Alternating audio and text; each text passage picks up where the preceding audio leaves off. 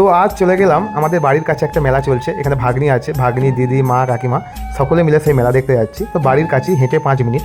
তো কালী পুজো উপলক্ষে এই মেলা চলছে, সেই মেলাতেই আমরা এসেছি। তো পুজো অলরেডি হয়ে গেছে, তার 2 দিন পরেও এখনও মেলা রয়েছে। তো এখন মেলা মানেই হচ্ছে বাচ্চাদের বিভিন্ন রকমের খেলাধুলার জিনিস, তার সাথে মেয়ে ছেলেদের অনেক রকমের জিনিস থাকে। তো ভাগ্নিকে জিজ্ঞাসা করা হচ্ছে যে কোন জিনিসটা নিবি, ও তো যেটাই দেখছে বলছে সেটাই নেবো। তো এখন আছে কাকিমার কোলে, আর এদিকে মা ওকে বলছে কোন জিনিসটা নিবি বল, ও হাত দিয়ে দেখাচ্ছে এটা নেবো সেটা নেবো। তো ছোটোবেলাটাই ভালো। তো কত কী জিনিস আমরাও একসময় অনেকে কিনে দিয়েছিল, যেই আসতো সেই কিনে দিত এই জিনিসটা ওই জিনিসটা। তো সময়ের সাথে সাথে আমরাও বড় হয়ে গেছি। তো এখন তারা ছোটো আছে, তো তারা তাদের বায়না মেটাচ্ছে, তার দিদারা মামারা সকলে মিলে তাকে কিনে দিচ্ছে। তো তারপরে ভাগ্নিকে এই পাখাটা দেখানো হচ্ছিলো, এই জিনিসটা নিবি, ও তো এটা নিয়ে বলে খুব বায়না করছিল। তারপরে মুখের কাছে ধরা হয়েছে হাওয়া খাওয়ার জন্য, ও তো হাঁ করে করে হাওয়া খাচ্ছে পাখাতে। এত দুষ্টু তোমাদেরকে কি বলবো।